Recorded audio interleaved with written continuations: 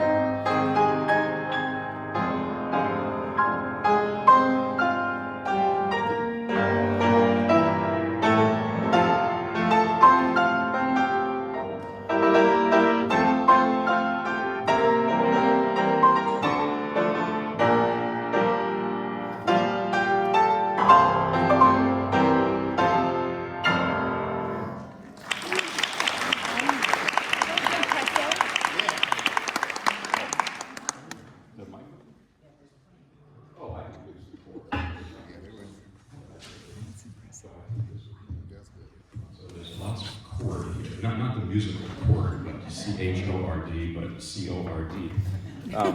So we can use it. So sometimes people are scared when they hear about classical music. Oh my goodness. So I believe there's 2 ways to approach classical music. The one way, which is an honorable way, is to try to preserve it, to put it in a glass case, so to speak, and to try to be sort of very exact with it. The problem for me with that is that it takes the life out of it. And so what I'm trying to do is, first of all, improvising is spontaneous, right? And also even the pieces that are written, I try to have that spontaneity, because if you hear recordings from like 120 years ago, or even more, that's what they did. There weren't many before that, but they would play improvisationally. And so the first piece, and by the way, one thing I was thinking about this morning was how to tie this into the work that you all do, which is so important. Like, how does playing the piano and music really connect to that? Because I think music is the second best thing in life. The first is something to do with your health and your family and your friends. That comes first. And if that's in order, then you can have space for music. So that's the work you all do. And another thing is that a lot of these pieces, the composers and such, they dealt with significant health problems, which if they had been alive today and been in your care, maybe they would have lived longer and been able to have written more.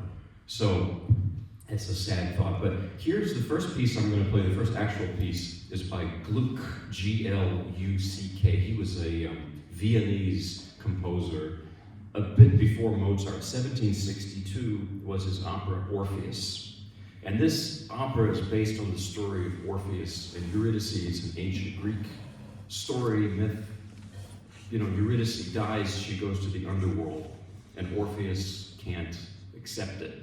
So he goes to Hades with his harp, his lyre, and he, L-Y-R-E, I was not L-I-A-R, and he pleads with Hades, who finally says, she can go with you back to life, but don't look back. Maybe you've heard that phrase before in some other text.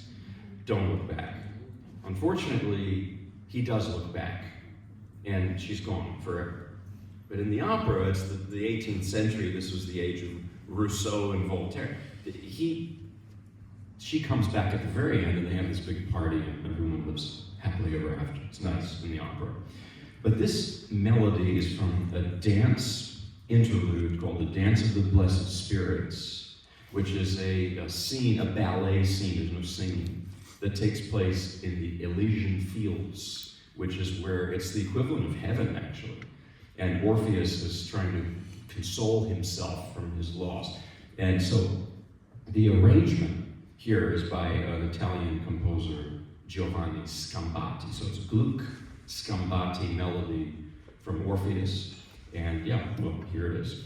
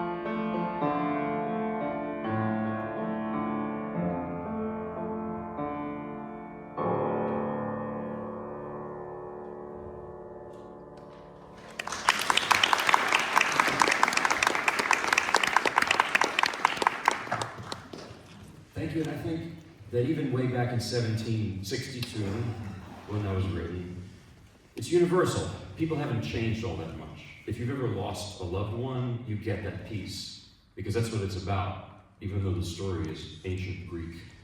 It's universal. So the next piece is also an arrangement, and I love arrangements because playing an arrangement allows me to pretend to be something I'm not, like a singer. I've always wished I could sing. And my singer friends tell me anybody can, and then I open my mouth and they say, well, not anybody can sing. So I don't do it. So this is Liszt's arrangement of Schubert's Ave Maria, which is a famous vocal piece, but again, I'm not going to sing it. You've probably heard it sung in Latin, and that's not the text. It turns out that's not the text Schubert wrote it to. I didn't know that until about a month ago. Schubert used a German language translation of part of Sir Walter Scott's poem, The Lady of the Lake. It's a King Arthur legend type thing. It's also a prayer to Mary, but it's a different text. So there's something you can tell friends and family to impress them, a little trivia there. So Schubert, and by the way, this is thinking about the medical field. Schubert died in 1828. He was only 31 years old. 31.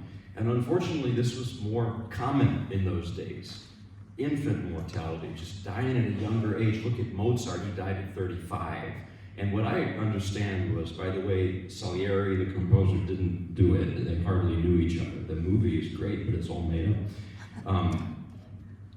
Mozart died from a flu epidemic or something like that. I mean, it's just, can you imagine if these people could have lived longer? But Schubert, he knew he was very ill, and in his last few years, he wrote an enormous amount of music, including this piece. And when he died, he was not only penniless, but he was actually unknown, except for some friends, a small group of friends. Franz Liszt, who was becoming kind of famous in the 1830s and 40s, came across his music and started arranging it, especially his lieder songs for voice, like this one. And he popularized it. So we can be very grateful to Liszt for that. And I want to show you what Liszt does. Arranging is like translating a text. Google Translate might not be enough. So you don't just take the notes and transfer it from the voice to the piano. You have to embellish it to make it work for this thing. And this piano, not this thing.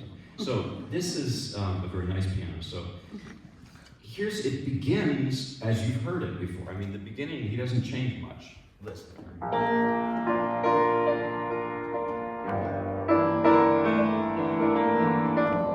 yeah. But listen to verse 2.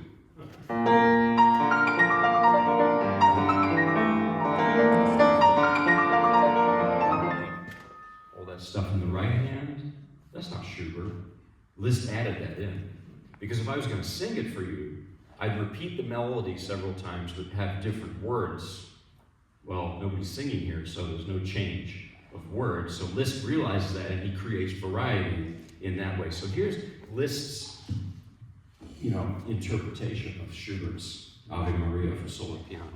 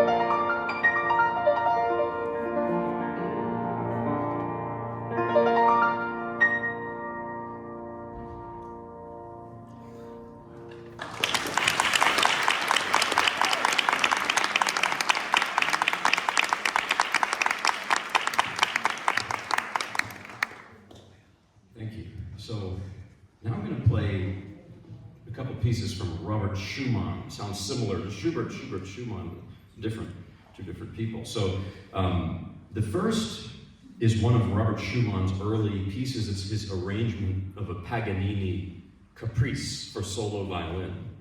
So I'll speak about Paganini first, because Paganini was this revolutionary figure in music. He had like one foot in the 1700s, one in the 1800s. And think of that time. This was the era of the American Revolution, the French Revolution, Napoleon. Things were changing a lot. And Paganini was a part of that. And he and Beethoven maybe changed music, because Paganini, think of somebody like Jimi Hendrix. Paganini was like that. He was like a wild, like a rock star of that time. And all those folks in the powdered wigs, they didn't like him. A lot of people thought he was possessed, even. And part of that was actually the way he physically looked, which we now know, thanks to medicine, that he had Marfan's syndrome. So did Rachmaninoff, possibly, by the way. So, but the younger generations, like Liszt and Schumann and Chopin, they heard Paganini and they were blown away. They wanted to be like him, pretty much. And so the young Robert Schumann, he heard Paganini perform and set about writing arrangements of his violin music. And so, like the last piece, it's an arrangement. So here is Paganini by itself. This is how it would be on a solo violin, the piece.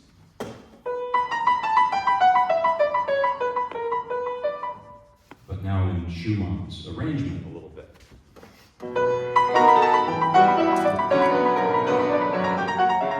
It's different. It's very different. Schumann, he had bipolar disorder. It's mental health is health too. And in those days, they didn't have treatments for it. They didn't really have an understanding for it. And I would say his life was extremely difficult as a result. And you can feel it in his music. Like this piece is manic. It just doesn't even take a breath. So here it is. This is one of Schumann's Paganini studies in B minor. It's short, but it's like, it's like you've stuck your finger in an electrical socket. It's just so charged up.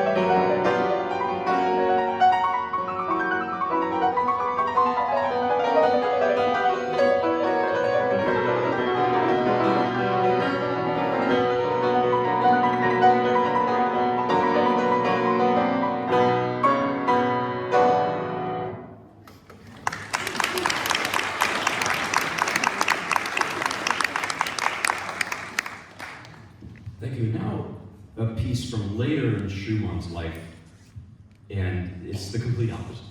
It's so calm. It's even too calm that it's eerie in a way. Schumann was like the opposite of a child prodigy. You know, he was born, he wanted to be a lawyer first, and he sort of flunked out at Heidelberg. And then he wanted to be a novelist, and that kind of didn't work. He was always a very good writer, but that didn't quite work out. Then he was, you know, at sort of a late starter, but he wanted to become a concert pianist like Liszt. And he got this teacher named Friedrich Wieck, studied with him, and while he was studying with him, he used a wooden device meant to strengthen the pinky finger. This is an obsessive idea, and he damaged his muscles. Couldn't really play after that. At the same time, he fell in love with Friedrich Wieck's daughter, Clara Wieck, and the father absolutely forbade the marriage. He said Schumann is some kind of, you know, he's a bad influence. He's bohemian. He's a beatnik. Do they have beatniks in those days? I don't know. But and then, by the way, Schumann, after all of that, he finally turned to composition after sort of failing, if you will, at all of these other things. They did eventually get married. It took a while, but they finally got married, and of course, Clara Wieck became Clara Schumann. And she was, in many ways, much more well-known than him at that time. She was a touring pianist. And you know, they had like 7 kids, so I was thinking about this when she was away, and Robert Schumann, you know, he didn't perform, his hands, his muscles. He was being a dad. And he was a very involved father, which you don't hear a lot from the classical composers, like, for example, Wagner, oh my. But Schumann wrote all these pieces in his late years with the theme of childhood. This is one. This is from a set called Music for Children Young and Old. It's the innocence of childhood. And this is called Abendlied, Evening Song. And what happened was, around the time he wrote this piece, his health was really declining. He may have had lead poisoning too, on top of all that, but he was hearing voices. And he tried to take his life. He jumped in the Rhine River in the middle of winter, and some fishermen rescued him. And then he lived in an asylum for a few years. An asylum in those days was like a prison, you know. It's horrible. No visitors allowed. But his wife, Clara, actually, after 2 years, snuck in. And then the next morning, after she left, the next morning he was gone at 46. So that's the kind of music, this piece is the kind of music he wrote at that time. And you might expect something much more disturbing, but it's eerily the opposite. It's just the most calm thing you can imagine. So here it is.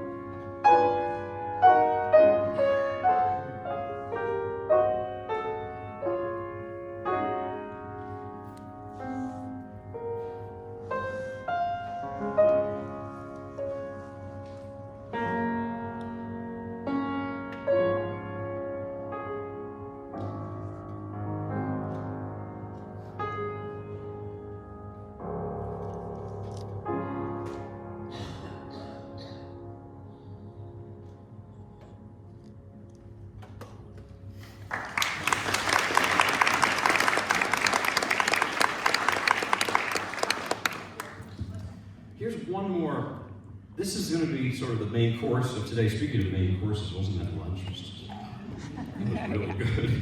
And then this is a longer piece, it's a heavy piece, kind of, and then some a little bit lighter things to close after this. So, sometime around the time that piece was written, a young man actually walked up to the Schumann's home, knocked on their door. Actually, Robert Schumann was doing some errands. Maybe he was at Walmart. I don't know. Did they have Walmart? No, probably not. So the equivalent of Walmart in Dusseldorf in the 1850s.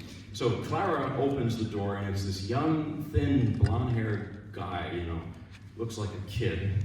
And he says, "Hi, my name is Brahms, Johannes Brahms. And I'm looking for some advice from great musicians. I've written a few pieces." And she said, "Sure, come in." He started playing, and she was just flabbergasted. Then Robert came home with the groceries or whatever. He was hearing this, and he said, "You, young man, you're brilliant.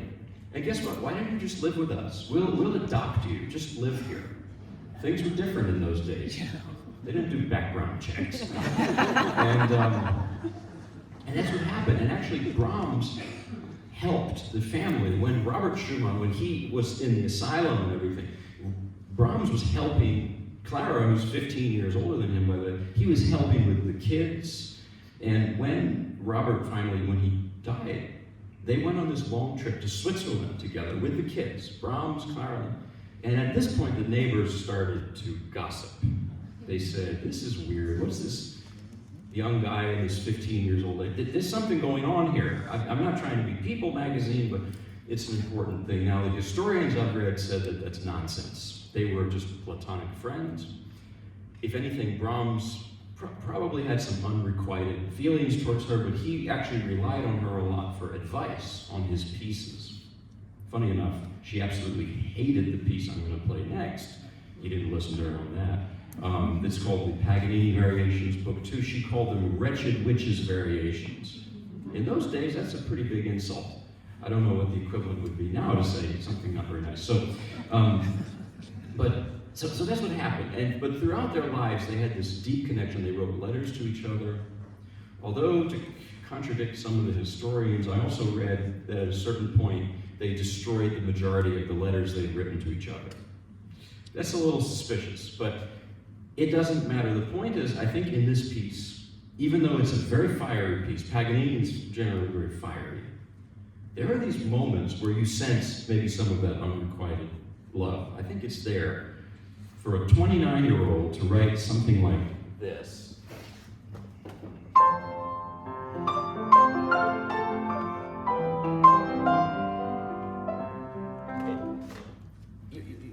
You sense it.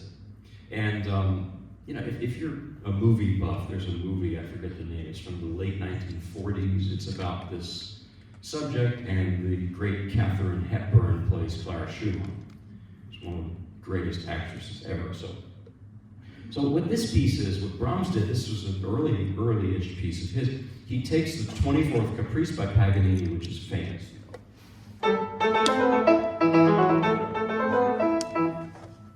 And he thought he was going to just write finger exercises. I call them finger torture. And it turned out that they were more interesting than exercises, so he turned them and he wrote an actual piece, variations, they're called. One more thing about Brahms, if you imagine Brahms, there are photographs of him, but mainly from his later years.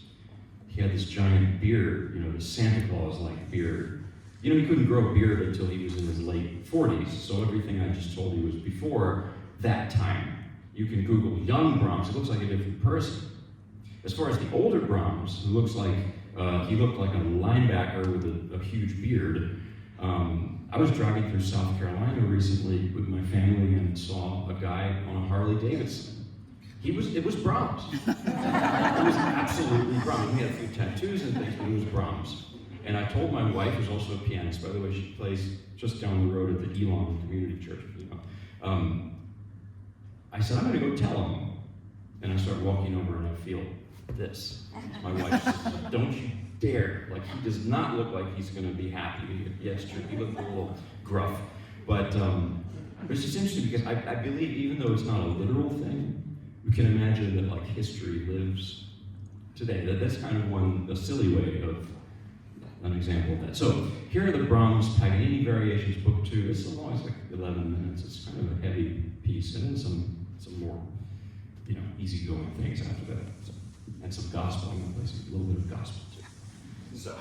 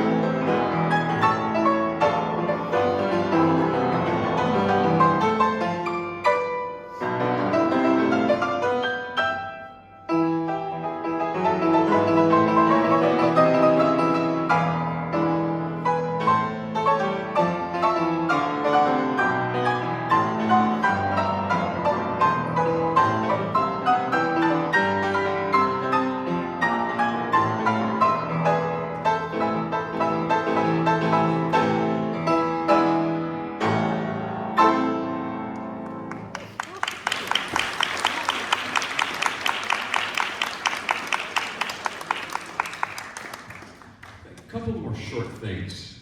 This is a very excerpt of Rachmaninoff's Paganini Rhapsody.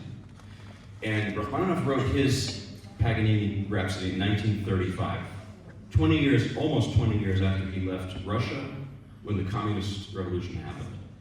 And so he was filled with nostalgia. This piece. It's just that longing for his home. And this is something I experienced with my mother. My mother came from Russia. Later, not 1917, 1980s. And even though she loves it here, she lives in this faraway place called Chapel Hill. She's always cooking Russian food, having Russian literature, Russian movies. It's just her way of, preserving home, I guess. Rachmaninoff, one of his houses was an exact replica of the house he lived in Russia, in Beverly Hills. So that just goes to show what he was, how plagued with nostalgia he was.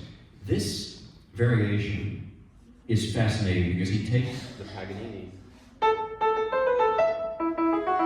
and he flips it upside down. So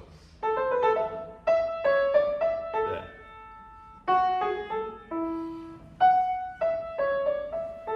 Which is a famous melody. A lot of movies use it. So here is the Rachmaninoff.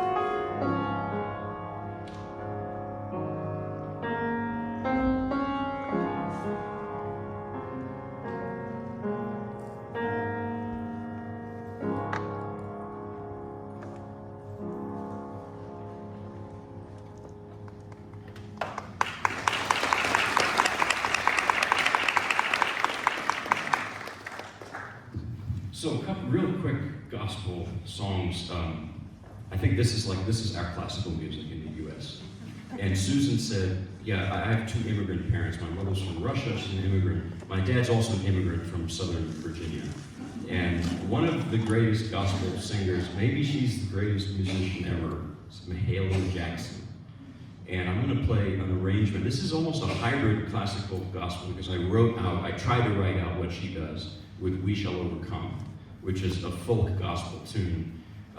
This is based on a recording she did in the late 60s, after Dr. King had died, and so many others. And so there's a weightiness to it, but the way she sings is amazing, and she's my favorite musician perhaps. So this is We Shall Overcome, based on Mahalia Jackson's version I wrote out. So.